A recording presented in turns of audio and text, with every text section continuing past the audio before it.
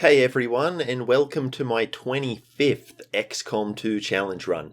Today we're returning to the Long War 2 classes and having a look at the Ranger class. But don't be fooled by the name, these guys play very differently from the vanilla class of the same name. So we'll quickly cover the rules and then we'll talk about these guys.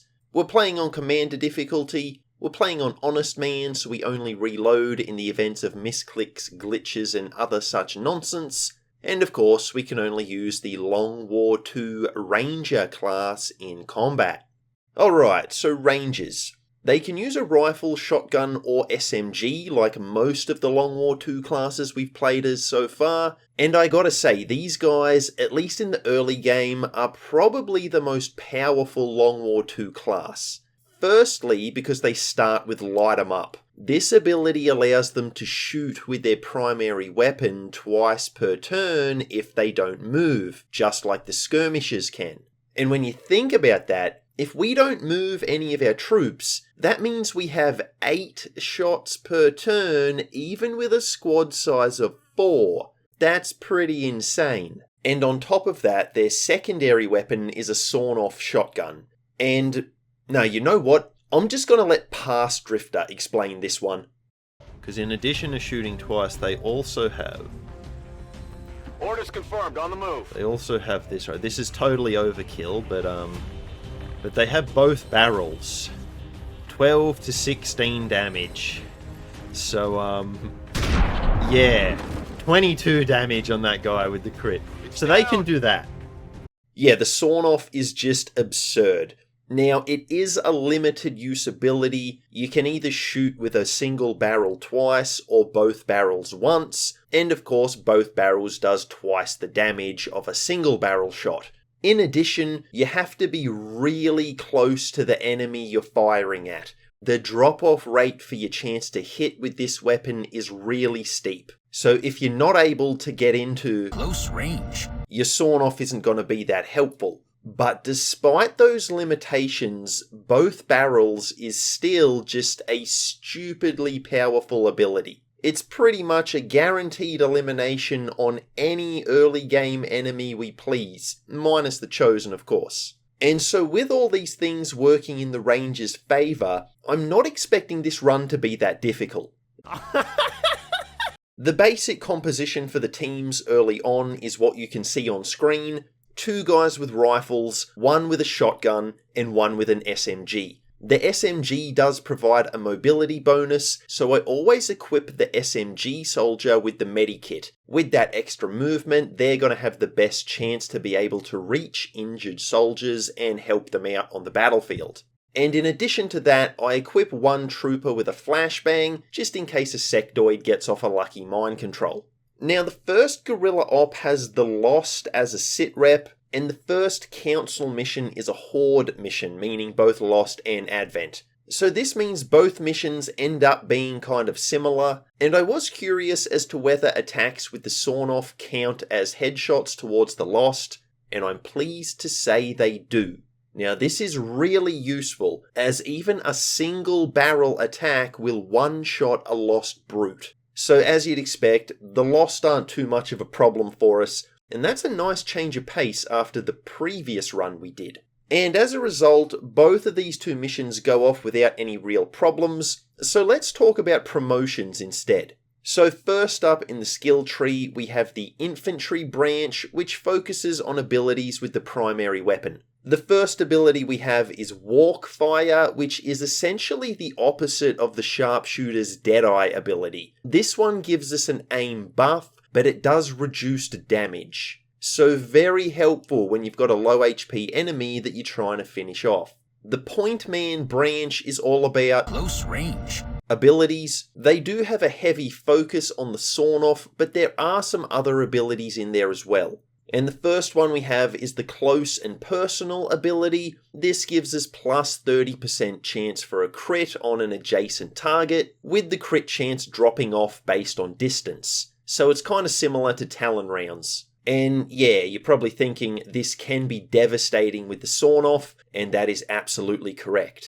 And the Defender branch focuses on Overwatch. The first ability is Ever Vigilant, which I think works the same as vanilla.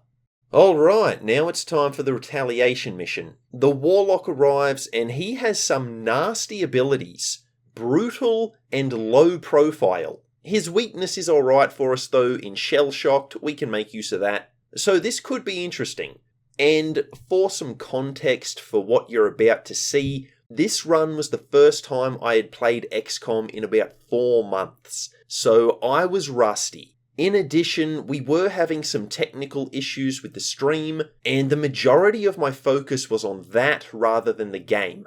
So I failed to notice the zombie going into rupture mode. And without even thinking about it, I just shoot at the glowy boy, and you can probably guess how that goes.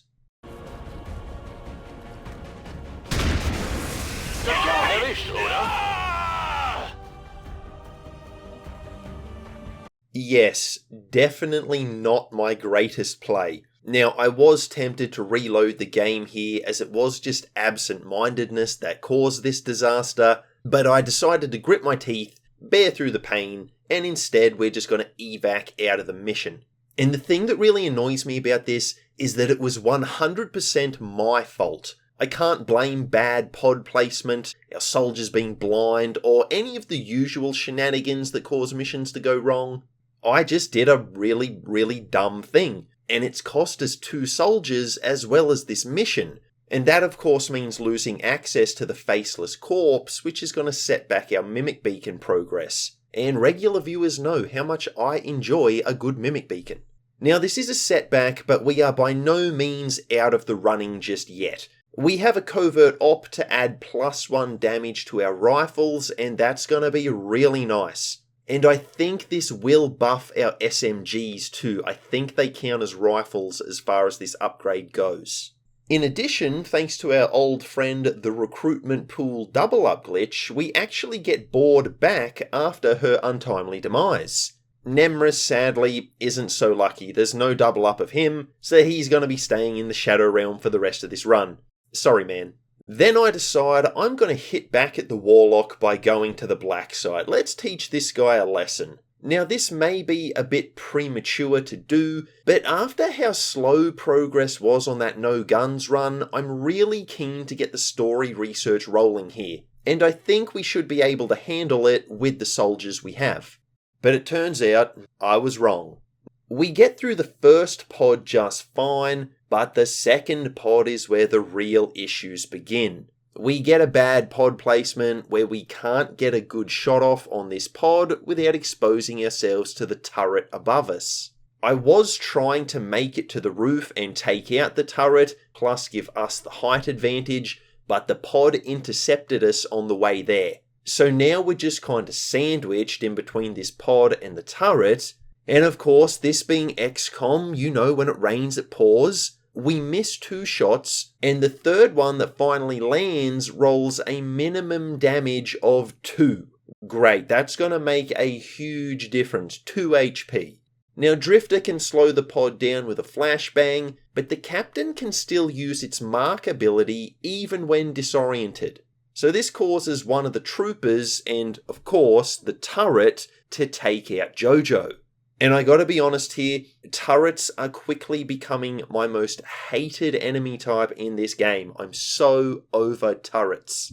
On our turn, we are able to take down the Captain and one of the troopers, so that's a good thing for us. But the problem is, on the enemy turn, they just get immediately replaced with a new pod. This is the one with the mech in it. And on top of that, Helms takes a critical hit from the turret. And the Warlock spawns a Rupture zombie right on top of us. So it's like 6 on 3 at this point. Now Helms is the only one who can climb onto the building far enough to be able to one-shot the turret with a grenade. But of course, he doesn't have a grenade. So that's not going to work. Instead, I decide to do something I rarely do. We actually fall back. And in XCOM 2, I find it's almost always better to play aggressively. The game really rewards you for doing so. So when I am forced to play defensively, that means things have gone really wrong.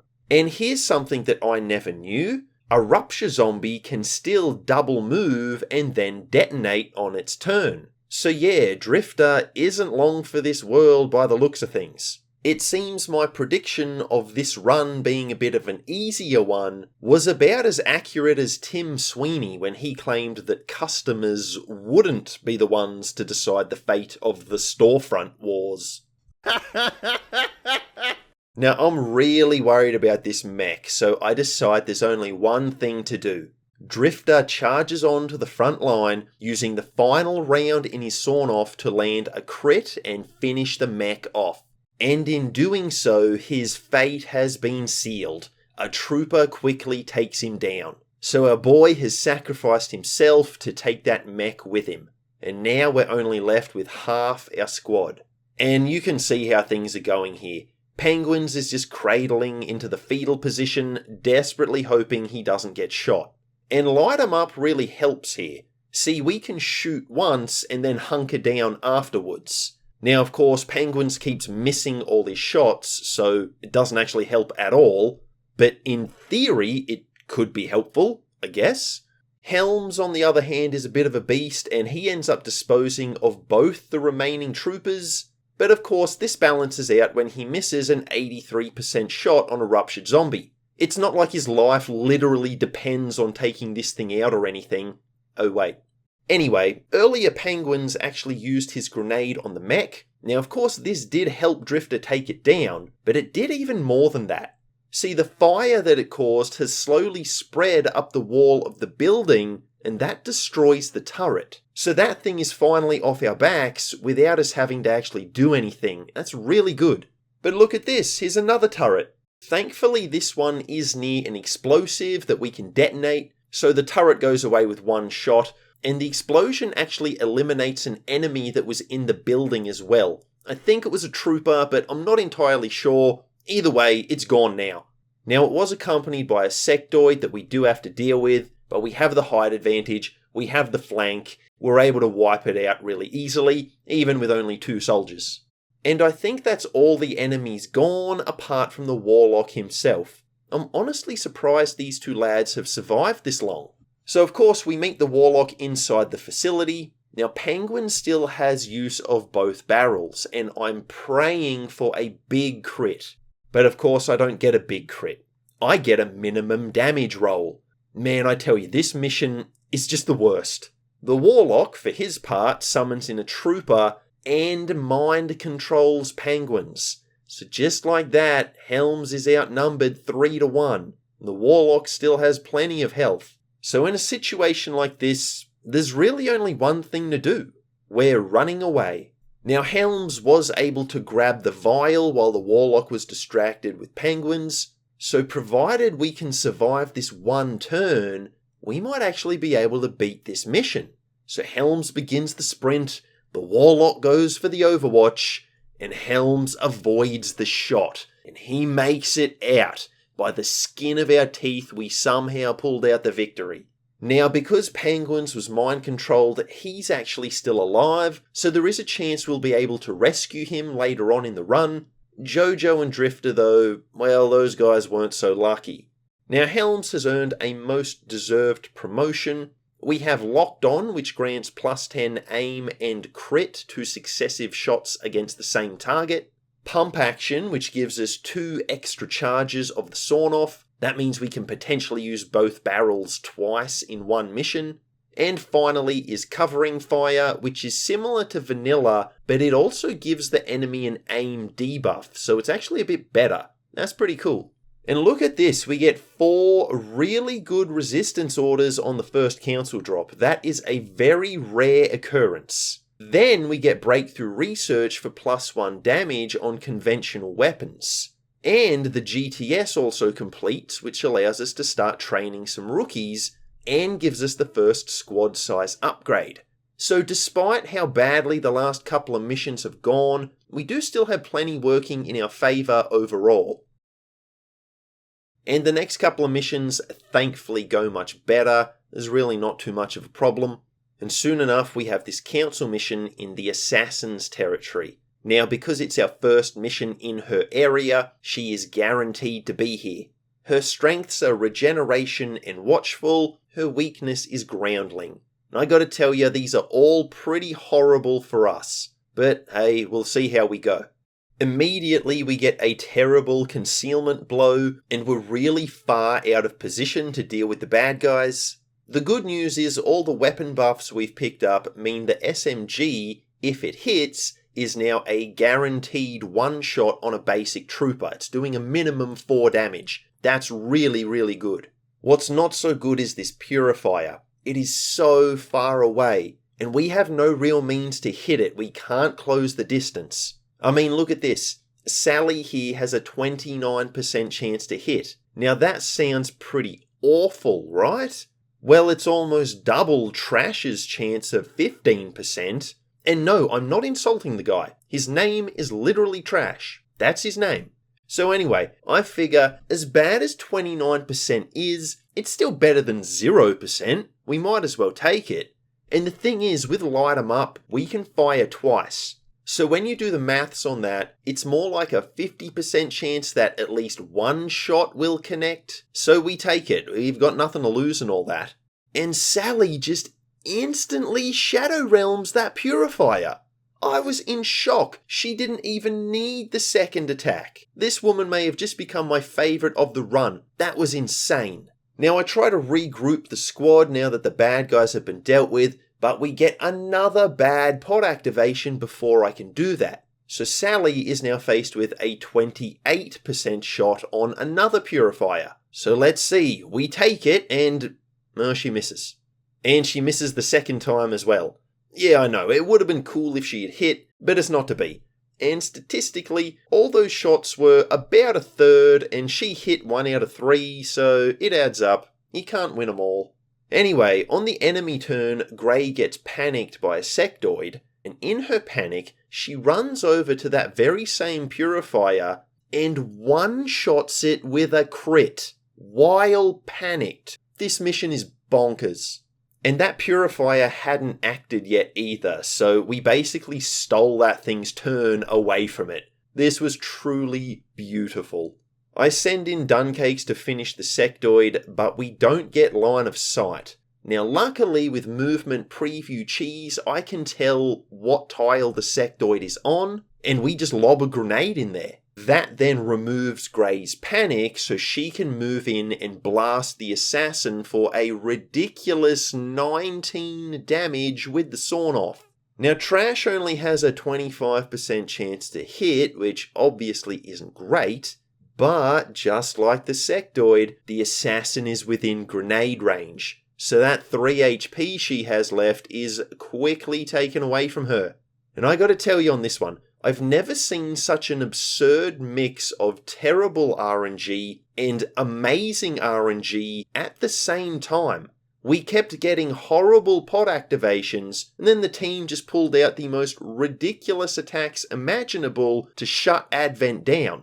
And just imagine the extent of the bullying the assassin is receiving at the hands of the Warlock at this very moment. We encountered old Talky Boy twice, and he sent us running for our lives on both occasions. Compare that to our first encounter with the assassin. We slaughter our way through an entire pod that was right in front of her, protecting her, and then we obliterate her before she can even act. These troops, this was an absolute dominant performance. This was so good. So after the mission, we score the live fire training continental bonus. That is part of the reason I expanded out to new territory so quickly. See, with this, any rookies we train in the GTS will jump straight to sergeant rank. And that's really great because we actually don't have anyone ranked higher than a sergeant right now. I guess that's what happens when you lose troops.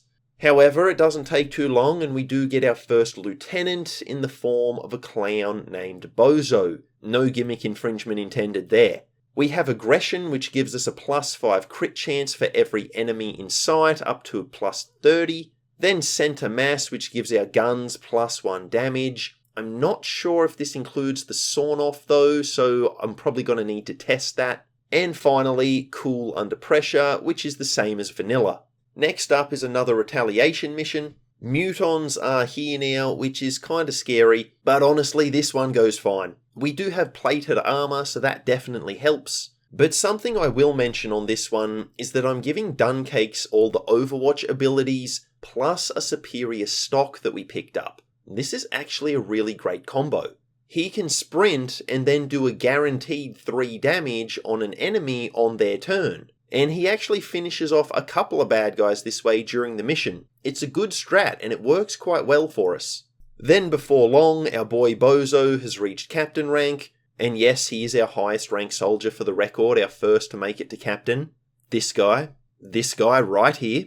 We have Executioner, which gives plus 10 aim and crit to enemies at half health or less. Fortify, which is a free action and grants plus 20 defense. And Suppression, which I think is the same as vanilla. And once we've researched mag weapons, we quickly get a covert op to give those plus 1 damage as well. We're getting quite lucky on the strategic layer side of things in this run. Before too long, we skulljack a captain to spawn our first codex, and you can probably guess how we're going to deal with this thing. Yeah, one use of both barrels quickly sends it back to whatever garbage dimension it came from. And speaking of garbage, on the next supply raid, the Warlock is back for round 3. I come really close to making the same mistake again and blowing up a Rupture Zombie when it's standing right next to Lazy Boy. But thankfully, this time I realised at the last second, I move him away, and then we pulverise the Spectral. And the Warlock is spawning 2 of them now, and the explosion doesn't seem to hurt the second one. I think it was close enough to be hit by the blast. Are these things immune to rupture explosions? I don't know, this was weird. As for the Warlock himself, once he activates, I forego attacking him and instead spend our turn surrounding him. This way, no matter where he runs on his turn, we should be close enough to get some both barrel action happening. And as it turns out, he doesn't move at all. He just summons in a priest and mind scorches us. So I guess the talky one is feeling confident. And that, ladies and gentlemen, was his greatest mistake. We go to town on the Skullet Man and we hammer him with as much firepower as necessary. It's taken us 3 attempts, but we've finally beaten this guy, and we've beaten him convincingly. It seems our improved weapons are making quite the difference. Then we have a council mission, and I totally messed this one up. Another terrible play from me. See, I'm not paying enough attention, and I fail to realise this is a mission in which we didn't start with concealment. So I move way too far forward with Bozo, and he activates a pot of snacks. And he's flanked. And he gets poisoned. And hit with a crit. Never mind, make that 2 crits. This was... well, it was quite the beatdown, and it was honestly pretty tough to watch. Now, Bozo is bleeding out, so we could, in theory, save him, except for the fact that he's the one who was holding the medikit. Yeah, like I said, I really messed this one up. Now, we do try to evac him out, and we actually get really close. We're 1 turn away from reaching the evac when our clown boy bleeds out. He was still our highest ranked soldier too, so this really sucks. On the next Retaliation mission, we lose another soldier, this time it's Milo, and I don't think it was because of any obvious blunder on my part. There's just way too many mutons with way too many grenades. And of course, we get about 3 pods activating all at the same time. So I don't think there was much I could have done to prevent this loss, and it seems just as I was feeling confident coming off that encounter with the Warlock, things are now starting to go really badly on the tactical layer. Alright, so what about this next mission? Well, it's an interesting one for sure. Remember how Helms bailed on the Blacksite, leaving penguins behind? Well, we've got a chance to rescue our boy. So Helms is going to lead the charge on this one to bring penguins home. And as we started this mission, I just had a really bad feeling. Okay, well, I bet a civilian's going to blow her concealment. Oh no. Oh, yep. Told ya. Told ya. I called it. Now the assassin's going to be here. Yeah, that's the problem with starting on a roof in this game. You never know where the civilians are underneath you, and it's really easy to move too close to them. And then look at this. Lazy Boy moves a tile behind Marshmallow and still somehow manages to activate a pod that she didn't. So cool, that's just what I want, game. Thanks a lot. Now the pod isn't too much of a problem. The trooper is the only one that survives and it misses with its attack, so that's fine. It's not a big deal. The bigger issue is now that we've blown concealment, the assassin is here. And because we've blown concealment so early, we've got a lot of ground to cover, and she's gonna be hunting us the entire way. She hits Helms, and even worse than that, enters Overwatch at the end of her turn. Now we're thankfully able to avoid the Overwatch, and then 2 uses of both barrels puts her down. And honestly, she wasn't much of a problem once again. But who's satisfied with only taking out a Chosen on a mission? No, I reckon let's bring in an Avatar as well. What could go wrong? Like I told you, this was an interesting mission.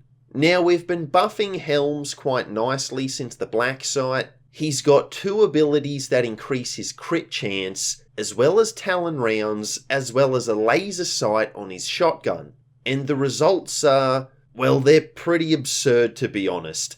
125% chance to crit. I will take those odds, thank you very much. So with mass amounts of devastation inflicted on this trash town, we rescue Penguins from his holding cell, and we make our escape. It's good to have him back on the team. And not too long after this, we gain our first major thanks to a covert op. Our skills are Bring 'em On, which gives us +1 damage on crits for every 2 enemies we can see. Implacable, which is the same as vanilla, and yes, it is pronounced implacable. And finally, Grazing Fire, which gives missed shots a chance to become a graze. And a graze essentially works like a dodge. It does a bit less damage than a normal shot, but it still counts as a hit. And then I decide to hit the Forge mission. I'm expecting Andromedons to start spawning soon, so if we can get the Forge out of the way before that happens, all the better for us. We do have blue screen rounds by now, and I'm expecting that's going to help with the sector pod. Now something interesting here, blue screen rounds do not combo with the sawn-off. Now I remember that they did from when I played Long War 2 back in the day when it first released, so either things have changed or I'm just losing my mind, or maybe both, who knows. Anyway, things get even worse for us when Trash misses an 86% shot on the tin can. At least he's living up to his namesake, I guess. But turns out Visitor here also has blue screen rounds, which I had actually forgotten about since the time we deployed and here. So we can destroy the sector pod before it can one-shot us, and that's obviously always a nice thing to have. Now, of course, the Forge mission, it is a story mission, so the assassin is here, and she does reveal herself for round 3, but the thing is, she's on a rooftop, so we can just lob a grenade her way, inflict good damage, and send her tumbling down to the area below. And what's waiting for her down there? Well, it's a bunch of our Rangers with both barrels ready to go. So once again, she gets absolutely destroyed. It's really not going well for her. And then, of course, we have to get hit by a turret, because of course we do. So we battle our way into the main facility, but it's a little bit weird. The game keeps giving us audio cues that there's a pod behind us, so I look around, but I can't find any enemies. Now at this point, there should only be 1 pod left on the map. We've taken all the others out. So I push forward really far and really fast. I mean, the pod is behind us, right? That's what the game just told me. Well, no, the pod's smack bang in front of us, and I've been caught entirely off guard here. I'm really not sure what was going on with this. Maybe the sound the squad was hearing was the turret that we encountered earlier, but why would a turret be making noise? It's a turret, it's not going to be walking around or anything, so whatever. This was really annoying, and we do take some damage from the pod, but it's nothing major, we don't lose any soldiers, and we can then finish them off on the next turn. and once the pod is gone, we can exit the mission without any further issues. By the next guerrilla op, we've expanded far enough to reach the Hunter's territory. Now his strengths are Shogun, melee immunity, and Soul Stealer. None of those are honestly too bad, but his weakness, well, that's pretty interesting. So just like the Assassin, I have a feeling it's not gonna end well for this guy. I think he's about to have a bad day. And as absurd as both barrels has been up until now, I think this one's the record. Sally lands a ridiculous crit for 35 damage. And that damage is through the Hunter's armor as well. We hadn't shredded him. So yeah, my prediction came true on that one. So after this, I'm wanting to hit the Psionic Gate mission. I want to keep the story research going. We're making really good progress. The problem is the Hunter UFO finds us, so my plan is going to have to wait. And in what might be a first for me, maybe not, maybe I just can't remember, but there's chrysalids on this base defense mission. That is horrifying. Now we are able to take them down before they can poison anyone, so that's really good. The downside is it takes our whole turn to do it. Now normally I'd like to climb up onto the high ground, but dealing with the chrysalids has left us down in the trench. And what's even worse is that Advent steals my idea and a Purifier and Archon rush the higher elevation. I use a grenade to destroy the Purifier's cover, and now that we have plasma grenades, yeah, that cover, it's gone real quick. So the Purifier goes down easily enough. The Archon does have high defense, so it takes quite a few shots, but given we don't have to move, our team can make a lot of shots. We have light 'em up, remember, so we do take it down before it can do anything to us. However, the next turn, that's where things start going wrong. We activate a captain and a shield bearer first, and then in the same turn, we also activate 2 Vipers and a Spectre. Now the captain is bad since it can lob a grenade at us, and the Vipers are even worse because they can poison us. So ideally, I want to shut down all 3 of these enemies on our turn, and that's not going to be an easy task. So now maybe's the time to get the high ground, right? Well, the problem is the grenade I threw up there, it didn't just destroy the Purifier's cover, it destroyed all the cover. It is a wasteland up there now. And maybe not every XCOM player would do this, but for me, well, I like to be aggressive. So even though there's no cover up on the cliffside, we're heading up there anyway. I think the offensive bonus it'll give us is going to be worth it. Let's see if I'm right. We wipe out the captain and the shield bearer, and even though we can't get the Vipers, they're just too far away, we can flashbang them, which is going to disable their poison ability. And that's the main thing, we just don't want them using that one attack against us. So they might still shoot at us, we might take some damage, but I'm hoping it's not going to be too much. And to be honest, at this point, I'm not really worried. That is until I move too far forward and activate a second pod of chrysalids. And this happens right at the end of our turn, so there's really nothing that we can do about them. So Visitor gets hit by one of the lids, but he does have a medikit which will make him immune to the poison damage, so at least we don't have to worry about that. A second one does attack him, but it thankfully misses. He'd have gone straight to the Shadow Realm if that attack had landed. The Vipers thankfully focus on our boys out of cover up on the high ground, and that gives Visitor a break. Now Duncakes does take a hit, but everyone is still alive. That's the main thing. This could have been much, much worse. I'm happy with this outcome. And so that obviously means it's our turn again, and we're actually kind of lucky that the enemies are chrysalids. Because the thing is, unlike a lot of enemies that would run to take cover, chrysalids charge forward to attack you. They're fans of close range, as it were. What, were you expecting a meme there? Come on, I gotta mix it up, gotta keep you guys on your toes. Anyway, the point is, the chrysalids have run forward, and the Spectre actually has as well. It's trying to reach the Avenger. So this leaves the bad guys deep within our lines. That means the majority of our troops don't need to reposition to be able to land good shots. So we can take advantage of light 'em up, and we can shoot multiple times with a whole bunch of soldiers. And that, combined with both barrels when we need it, actually allows us to take out all of these enemies. Now, I'm too lazy to add up the total amount of damage we inflicted this turn, but take my word for it when I tell you it was a lot.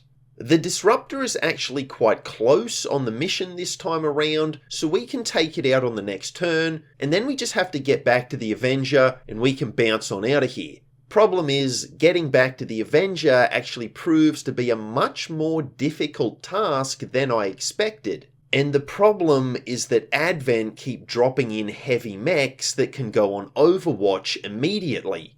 Now you might think, so what? Rangers are uniquely equipped to deal with this issue. They can shoot once, remove the Overwatch, and then fall back to the Avenger with their second action. This should be fine, right?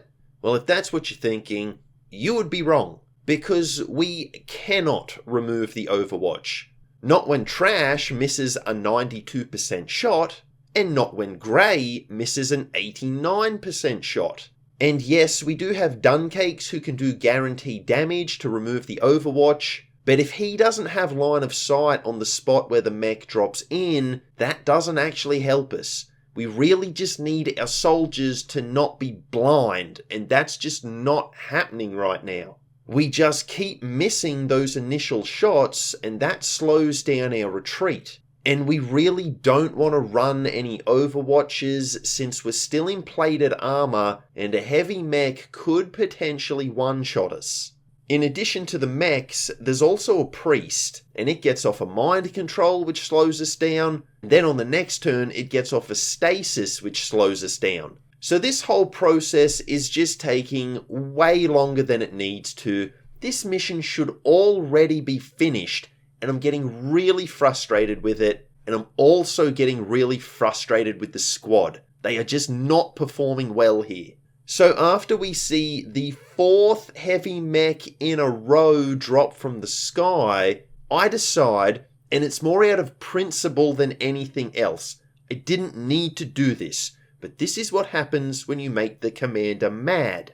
I decide someone is going to run the Overwatch. You guys don't want to finish these mechs, you want them to hang around and shoot at you, okay, that's what we'll do. Shooting to remove it first just isn't working. The strategy is taking way too long because we keep missing. So Trash, you're up. You're the guy who missed the easiest shot, so you get the honors. You're running the Overwatch.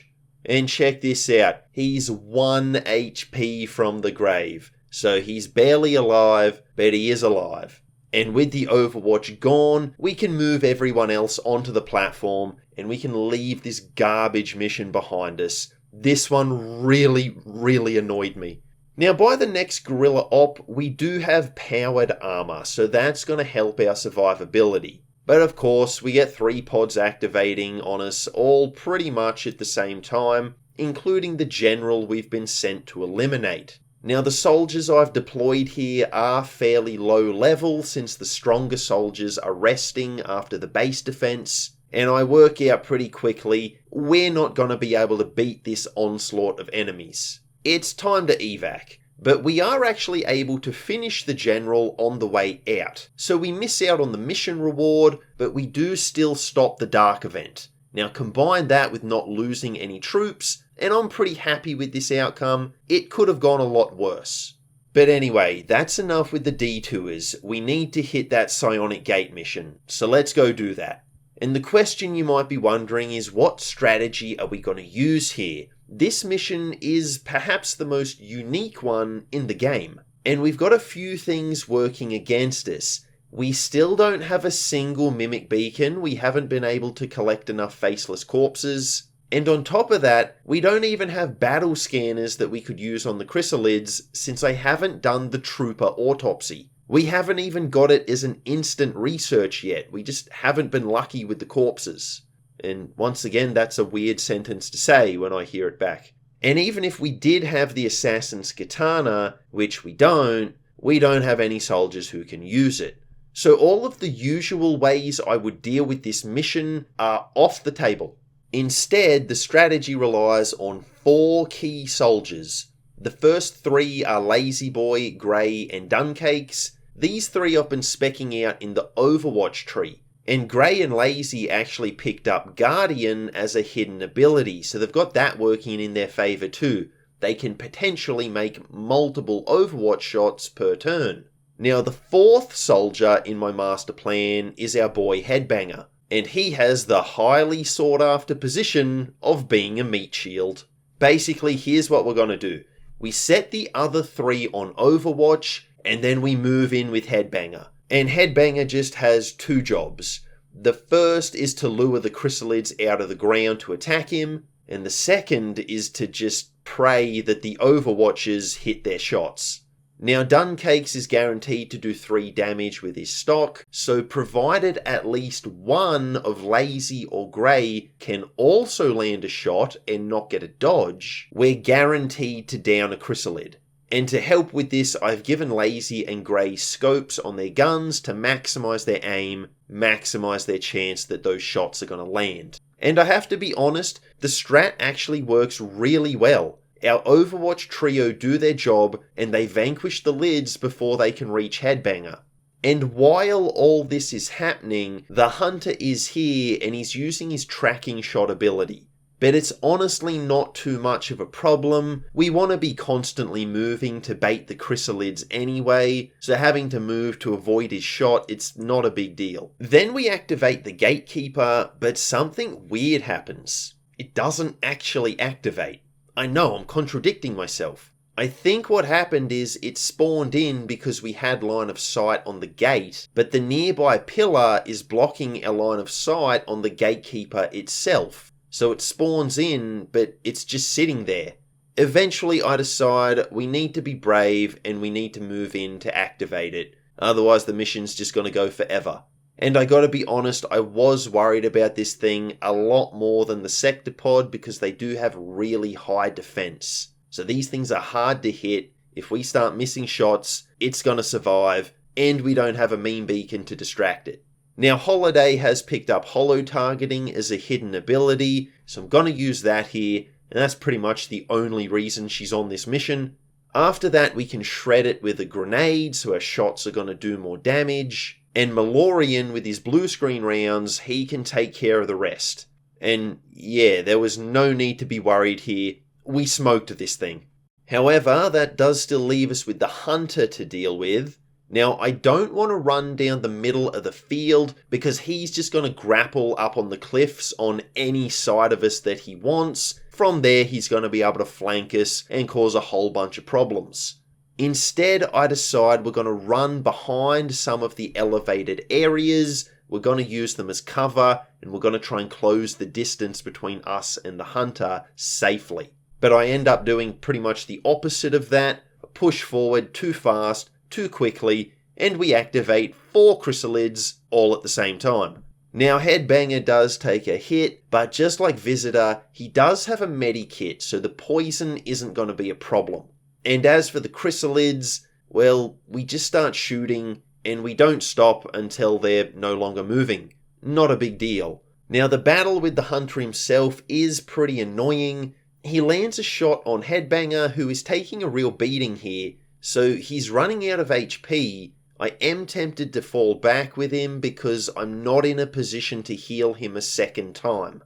But the thing is, a lot of our soldiers are out of position. Those chrysalids did slow them down. I should have waited to regroup with everybody, but I didn't. And the reason I didn't is because our Overwatch strategy earlier in the mission, even though it worked really well, we had to move quite slowly. We had to set up Overwatches every turn, then move in with Headbanger. It took a really long time. And by this point, I'm getting impatient. And so because we're out of position, we're not really close enough to use both barrels on this guy, which would be the obvious strat. So I'm left with a conundrum. Headbanger is probably in the best attack range of anyone on the squad, but if I use him to attack and we can't finish both the Hunter and his Stun Lancer bro this turn, then Headbanger is also in prime position to be attacked back. So it is a gamble, but like I said, I play aggressive, and sometimes the best defense is a good offense. So we blow up the hunter's cover and we start shooting. Holiday has taken over Trash's position of being, well, Trash. She misses a 96% shot. That might be a record for this run so far. So yeah, I gotta be honest, I would be sweating if I were Headbanger right now. This is not going well.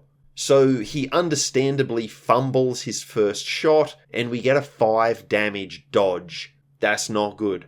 But of course we have Light 'em Up, Headbanger can shoot again, and he redeems himself on the second one.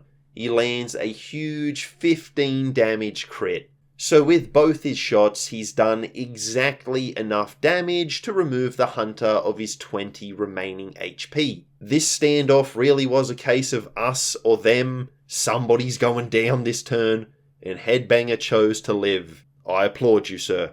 Now the Stun Lancer does survive, but we are able to disorient it with a flashbang, so it can't really do much. And on our turn, we can use both barrels. That ends this one without any losses. So it was touch and go for a bit, but we pulled off the victory. This was cool. Soon we have another Retaliation mission, and I'm honestly quite excited about this one. I think we're finally in a position where we can win, and that means we'll finally be able to make our first Mimic Beacon. Advent, though, they have other ideas. This chrysalid decides it's not going to attack anything, and it just runs as fast as it can into the distance. It's like one of those cartoons where the villain runs off into the sunset after being defeated and the heroes just laugh at them. Except I'm not laughing. I'm sending our troops to frantically try to catch it and take it down before it can turn some civilian into a cocoon. And we are able to eliminate the bug, but it leaves us in this pretty dreadful part of the map. The only cover we have is this explosive tower. And yes, Advent can shoot these things if your troops get too close. It's only happened to me once or twice in about 2,000 hours of gameplay, so it is very rare, but it has definitely happened. So the only cover we have is cover that I don't want to get anywhere near. Well, actually, that's not true. There's also this little crevice we can hide in and be immediately set on fire. So yeah, we have some really good options here. But that's just the beginning. We activate a pod with a mech, heavy mech, and shield bearer.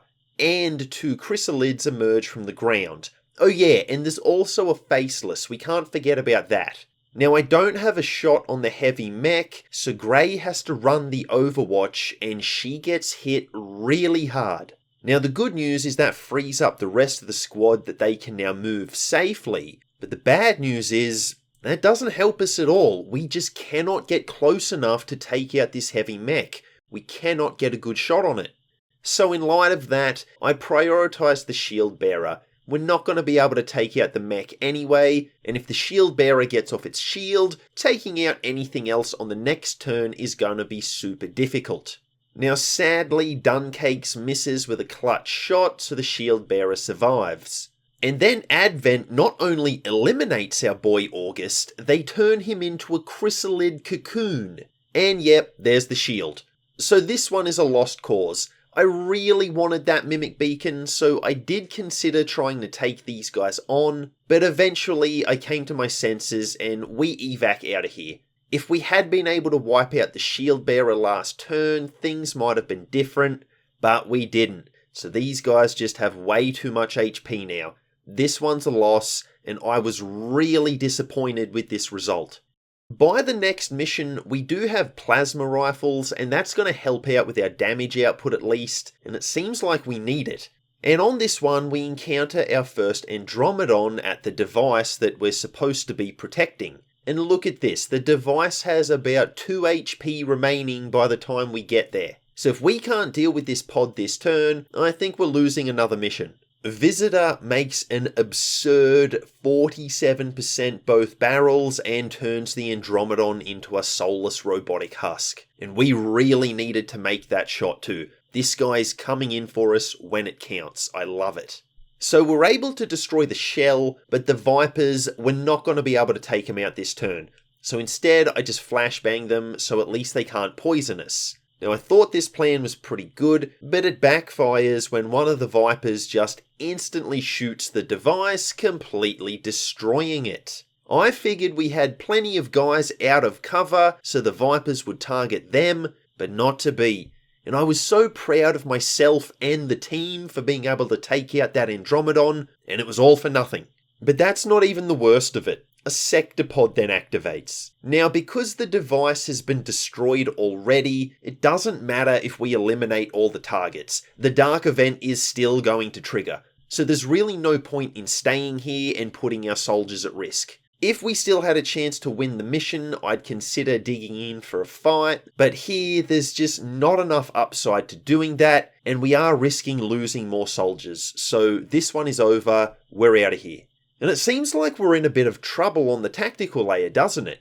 And this campaign has been weird. We'll have a run for a while where we dominate, and then all of a sudden we'll get hit with a bunch of losses all in a row.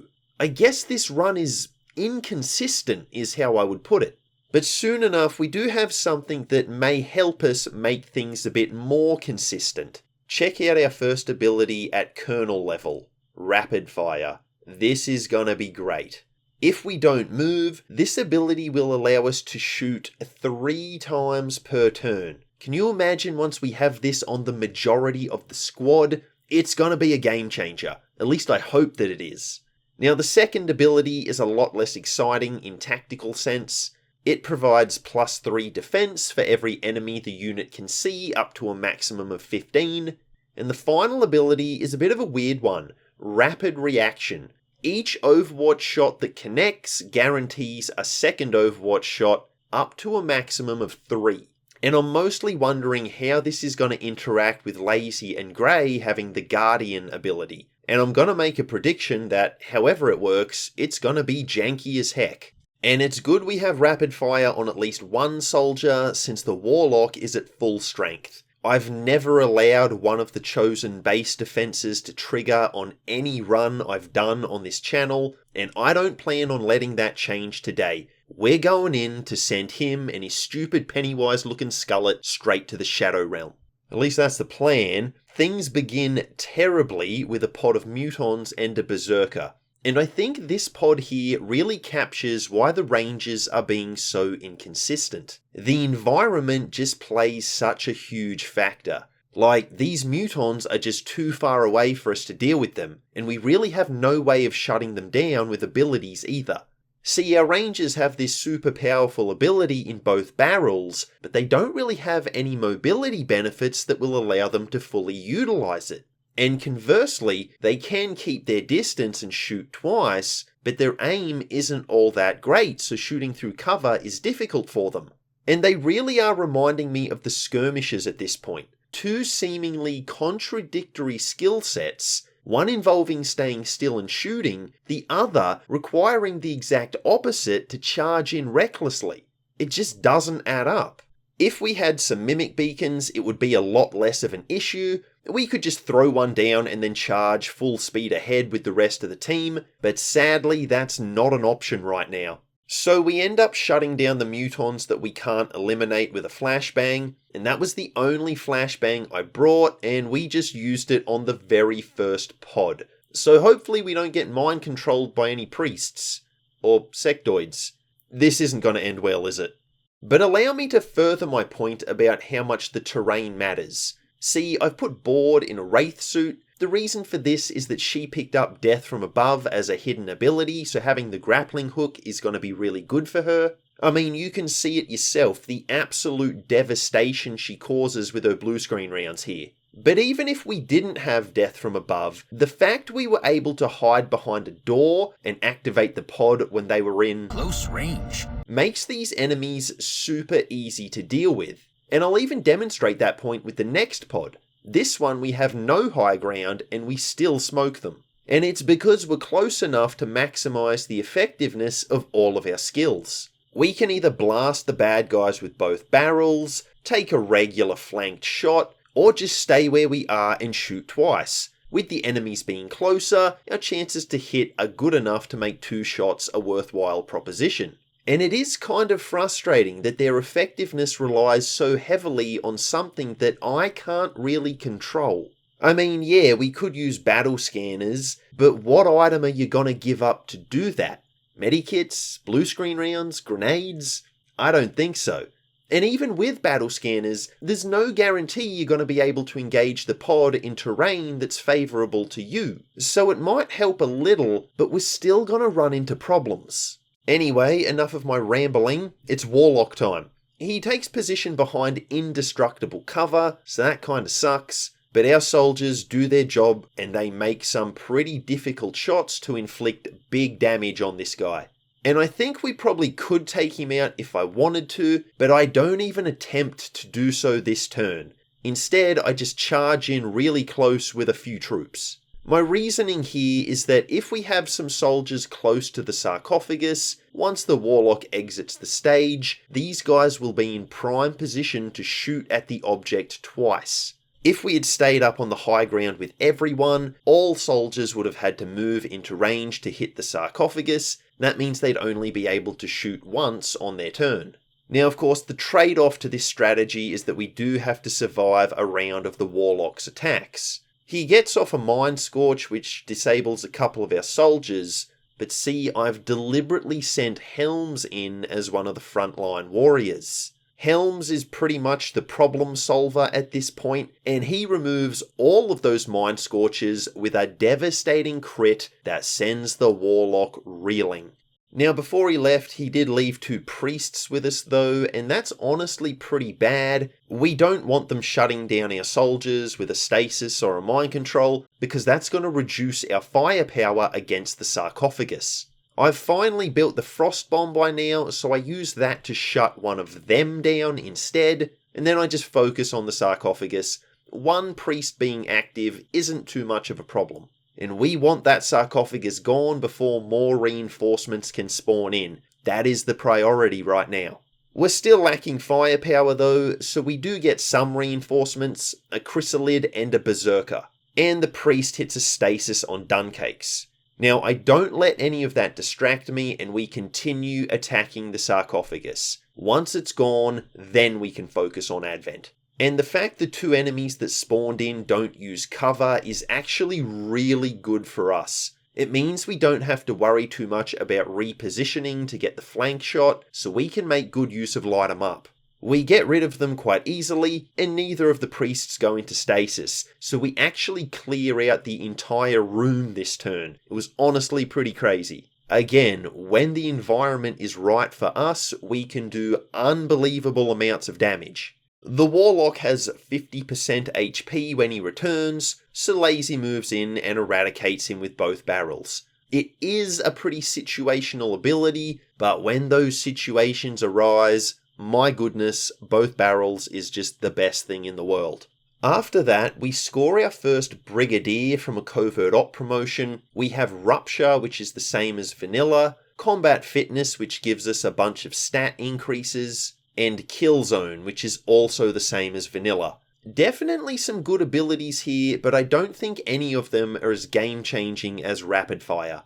Before too long, we have a Guerrilla Op, and I don't even bother looking at the other 2. I don't care what their rewards are, I don't care what their dark events are, we're doing this mission right here. And the reason is this sitrep, Savage. Now, Savage means enemies in the Beast category will deploy on this outing, and that includes Faceless. So if we can win here, we'll finally have our first Mimic Beacon. It's only taken until the end of August. And I did say on stream here, and I did mean it, we will be victorious on this mission. I don't care how many soldiers' lives are required to be sacrificed. Drifter's getting his meme beacons come hell or high water. Now, things start off really well as we quickly find a roof to set up on, and that's going to give us the height advantage as the Faceless roll in, and this is just so good. There's so many of them. And me looking at these Faceless is kind of similar to how scammers look at crypto bros. They just see dollar signs. I just see mimic beacons. We soon find the general we need to take out, and he's just too far away, so we have to abandon the high ground. That's unfortunate. But nevertheless, we push forward, and check this out.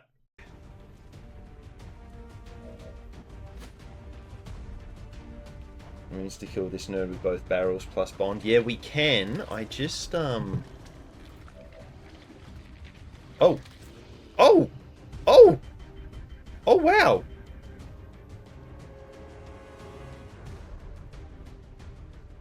I didn't... Is that a dark event that triggered? That's not because of the Savage Sirep, is it? Oh, God. Yeah, it turns out the Infiltrator Dark event has triggered. I have a mod that removes a lot of notifications on the strategic layer, so it's very easy to miss when dark events activate. But I mean, I did say I wanted more Mimic Beacons, so I guess I can't complain. This is literally a case of getting more than you bargained for.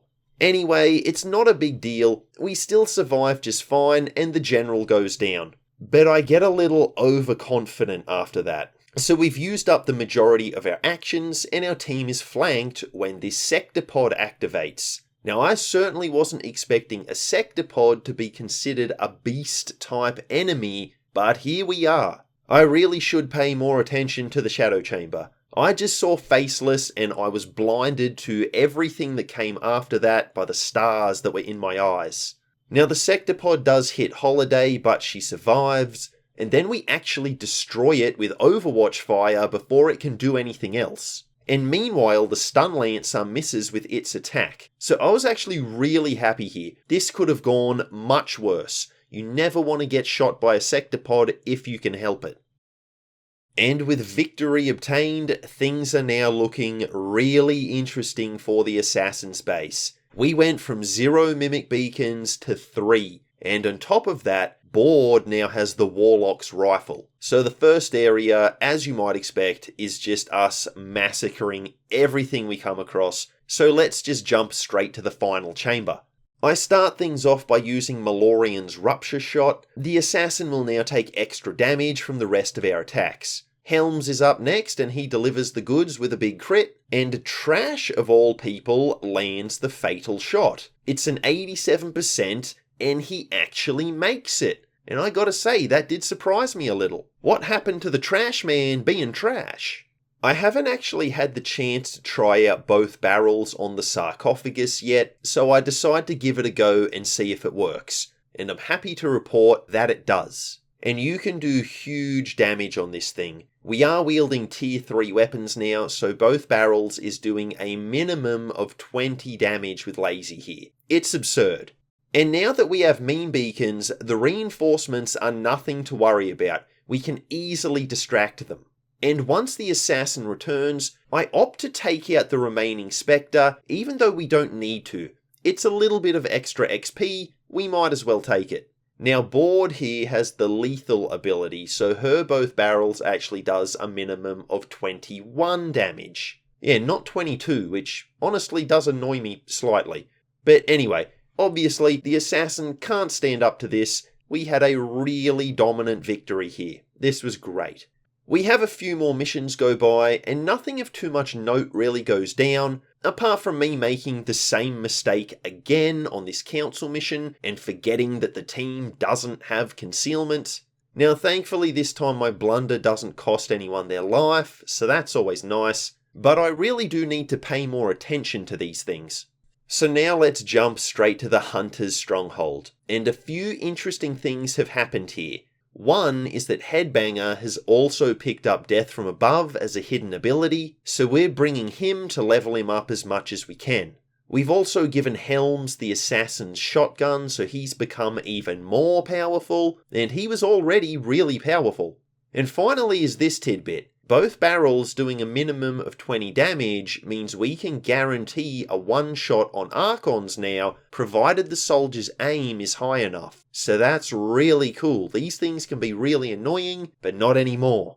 Once we're facing off against the Hunter, I send in Helms with the rapid fire. I was hoping he could finish the Hunter with a single attack, but not to be. We get a dodge on the second shot, so the Edgelord survives.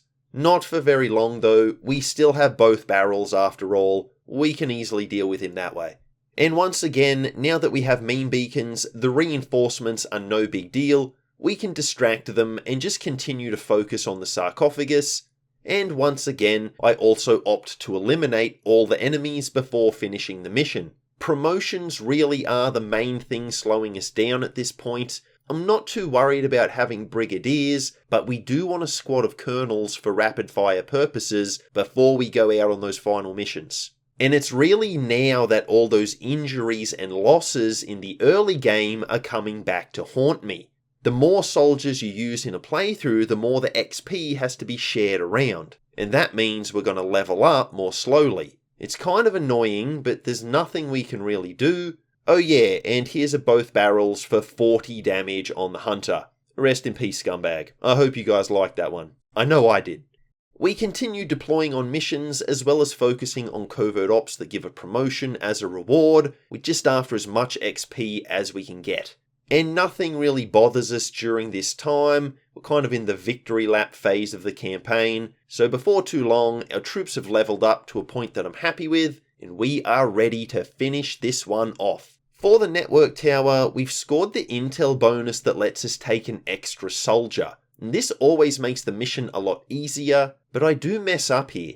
See, I select the team I want to send, I've got the 4 people that I want to send out, but then I exit the deployment screen to save the game. And this is something I always do before starting these final missions, just in case the game crashes or glitches or something like that. So when I return to the deployment screen, 3 out of the 4 soldiers are the same, but 1 has changed. Holiday has been replaced with Lazy Boy. But because the other 3 were correct, I just sort of glanced at it, it looked like the game had remembered the troops I had chosen, and so I just deploy on the mission. Now after a few minutes, I do realise that Lazy is here, and I did consider reloading, but honestly, it should be fine. See, I want Lazy on the final mission, so we'll just be careful not to get him injured, and we should be good. Yes, he'll suffer some will loss, but I don't think that'll be too big of a problem. And look, to my credit, I do follow through on the plan. Lazy does not get injured, but he does get cloned by a Spectre. Now the problem with this is that Lazy is a bit of a beast, which means his clone is also a beast since it has the same stats and abilities and gear that he has. Now Lazy can go on Overwatch automatically. His Overwatch triggers from attacks, not just movement, and his aim is buffed so high that it's almost impossible for him to miss. So when poor old Grey here attempts to attack the Spectre, the Lazy clone just instantly one-shots her. Absolute devastation. Now she's in bleed out and Sally does have a medikit, so we should still be able to save Grey and beat the mission pretty easily. Once we get rid of the Spectre, we'll be back to 3 troops. I think we're going to be okay. But as you can see here, the game actually soft locks on us. It's just giving us this very slowly panning shot of Grey bleeding out on the floor. And we waited a while on stream, but the game just wasn't progressing. We are stuck here.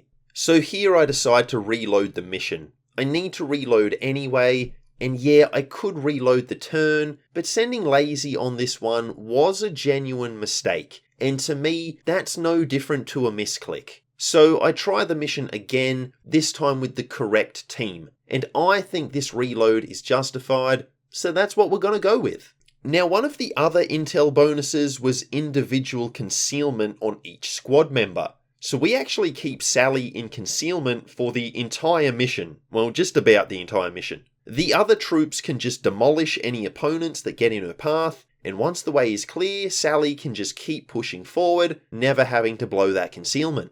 And this strategy allows her to run right by the final pod near the objective, then we can get off the hack, and this one is an easy victory. No soft locks this time either, so that always helps. And then here's the team for the final mission. You might notice not all of them are brigadiers, but like I said, as long as they're at least colonel level, I'm satisfied with that. The 2 troops with death from above have wraith suits. Malorian picked up salvo as a hidden ability, so I've slapped a war suit and a blaster launcher on him. And Visitor actually picked up shred as a hidden ability, so I'm definitely bringing him That could come in really useful. And you can see here, as we deploy, every soldier has 2 uses of both barrels. I gave everyone pump action with our extra AP. This is a long mission, so having 12 uses of both barrels instead of 6, that could come in really useful. We don't want to run out of both barrels and then not have it when we really need it right at the end. And honestly, things start off more challenging than I expected. It's partly due to RNG nonsense, like Helms here missing the second shot on his 87% chance rapid fire, and then we get a dodge on the codex, meaning it gets to clone instead of being a one-shot. So yeah, just typical XCOM nonsense. But even despite our bad luck, the clone is the only enemy that survives. It runs away to this pod of chrysalids and gatekeeper, and as soon as it reaches them, they just wander off into the fog of war, as if they don't want anything at all to do with this guy. This codex was just utterly rejected. That's rough. But don't worry, little codex, we'll release you from your pain real soon. Also, the reason we can see all of this going down is because Malorian has Phantom as a hidden ability. So he started off concealed and he's serving as our scout. We'll break concealment with him when we need the extra firepower, but for right now we're okay.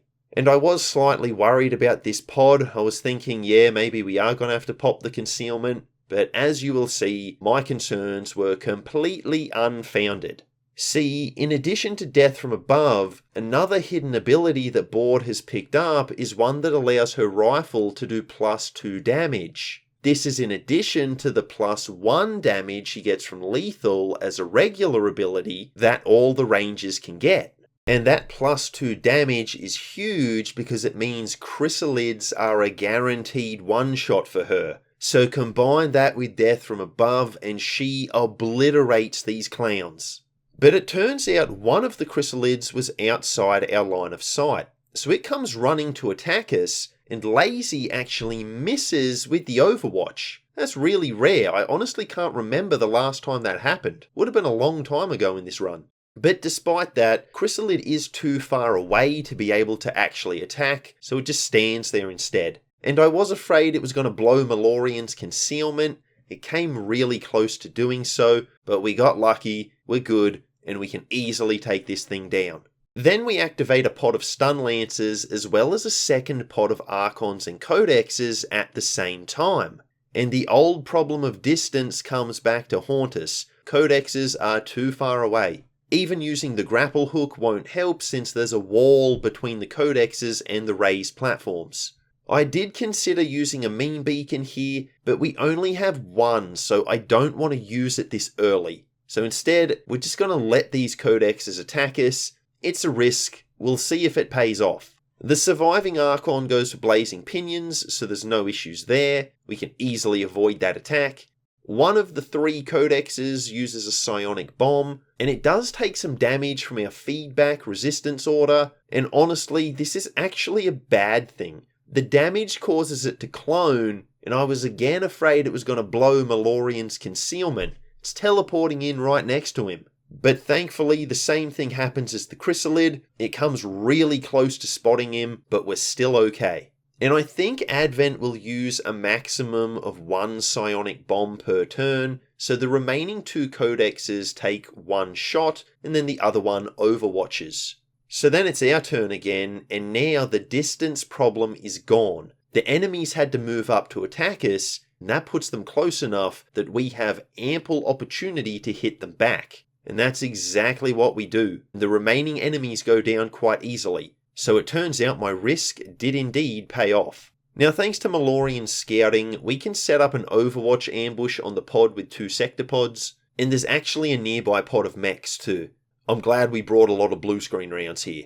And I spoke before about how Rapid Reaction and Guardian would interact, and I'm not exactly sure, but here, Lazy makes, I think, 6 Overwatch shots in 1 turn. He does his first shot, which you'd expect, and then he has 3 that give us a Guardian notification above his head, and there's 2 that give a Rapid Reaction notification. But they kind of jump between the 2, like it's not all Rapid Reaction and then all Guardian, or all Guardian then all Rapid Reaction. It flips between them.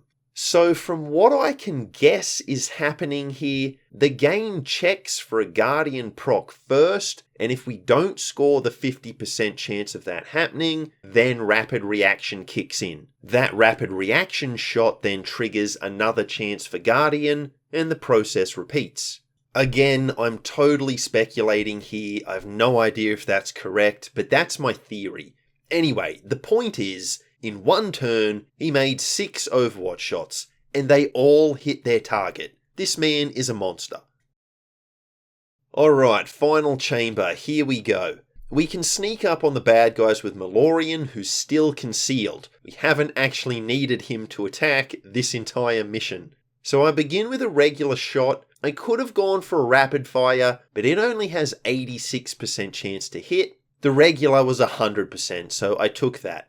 And it turns out to be for the best, since the avatar teleports right next to a whole bunch of our troops. And of course, in this scenario, there's only one thing to do, and it's called both barrels. Malorian didn't need to inflict any extra damage because we can take care of this thing right here, right now, with a single shot. That avatar is gone. We've got more than enough firepower left to take out the Archons, so the chamber is clear as the reinforcements arrive. On one side of the room, Board is able to abuse death from above to one-shot a whole pot of codexes, nothing to worry about there. On the other side of the room, things are a bit more questionable though. Now, like I said, Headbanger also has death from above, but he's got some chrysalids to mop up. Now, since he doesn't have that extra damage that Board does, he's not guaranteed to one-shot them. Now, that being said, he does still have a chance to one-shot them. And as you can see, that's exactly what he does, to every single one of them. So yeah, it was questionable, but was still good. As the second avatar spawns in, things get, well, they get pretty crazy. And once again, I'm just going to let Past Drifter take it from here. I think he can express it better than I can.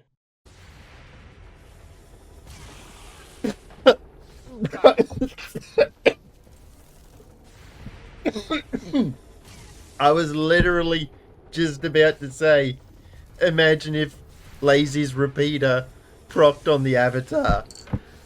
And it did. And now I can't breathe. Oh my god. Like, I just opened my mouth to say it, and then, boom. Oh, look at this! No longer a threat. What the heck?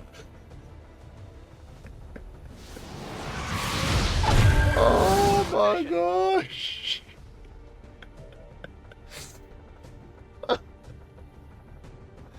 Oh.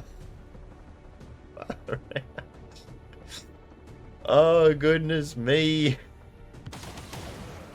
Yeah, I gotta tell ya, I absolutely loved this. So much so that I was struggling to breathe on stream.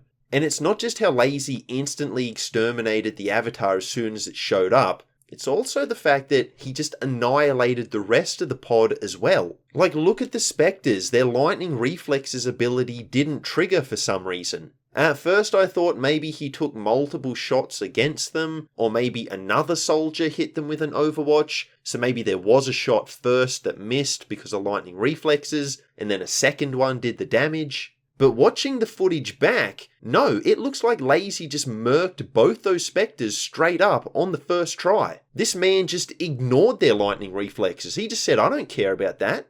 And he one-shot the Mutons as well. It seems like by this point, Lazy has just had enough. And this was just the best thing ever. I was going on about this for the rest of the stream. It was just phenomenal. I loved this.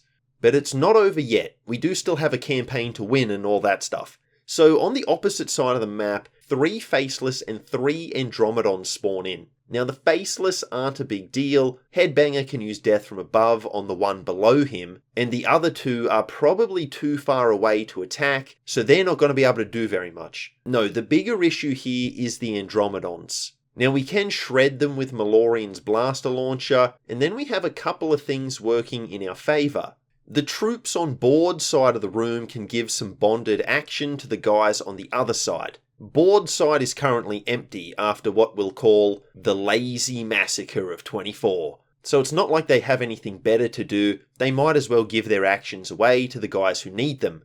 And of course, the other thing working in our favour, like I just mentioned, is death from above. So we use the tools we have at our disposal. Now, one Andromedon husk does survive, but we can stand Headbanger over the ladder to keep it from being able to climb up. It's not going to be able to reach him, it's not going to be able to hurt anybody. So here comes the final avatar. Sadly, there's no lazy to Overwatch this one. That would have been even funnier. But honestly, I just feel bad for Advent at this point. I mean, look at the Andromedon. It's just running around in circles because it has absolutely no idea what to do. This is just sad. Let's be kind and put these guys out of their misery. So another big crit rapid fire from Helms, and the avatar survives on 2 HP. I thought that was going to end the campaign. Well, if we can't finish it that way, then there's only one thing left to do. We're going to go full overkill and finish this thing with both barrels. Yeah, that thing's 2 HP isn't going to go very far against both barrels. And so there you have it. We've beaten the game with only WotC Rangers. Certainly an interesting class. A lot of ups and downs on this run. And all I can think about is, imagine if these guys had run and gun as an ability. That combined with both barrels would be just about the most broken thing ever. Imagine how OP it would be. That would be glorious. And I think one of the things that surprised me the most was speccing Lazy out in the Overwatch tree. He became one of our strongest soldiers. I really didn't expect that. So overall, I really like this class. And what I can say is that playing with them is a lot of fun. And for me, that's the most important thing about any class. Do they feel fun to play with? These guys certainly do. So that's another WotC class in the bag. I think we're halfway through now. We've done 4. We've got another 4 to go. It's taken me a little longer than I planned, but I hope you are enjoying the videos. If you liked this one, please consider doing the usual things of leaving a like, commenting, and subscribing. And I do have a Patreon where you can support for a few bucks a month to get early access to videos just like this one. A link is in the description if you're interested in that. And beyond that, I hope you join me for the next video. And until then, have a great day. Losing time, I'm fading fast. I just wanna make it last. Try to let go of the past. I close my eyes, embrace the black. Sleepless nights and headaches stack. Restlessness to hell and back. What's my purpose? What do I grab? A slippery surface, a heart attack. And sometimes you just gotta believe. There's something that'll give you relief. There's something that'll have what you need. What you need.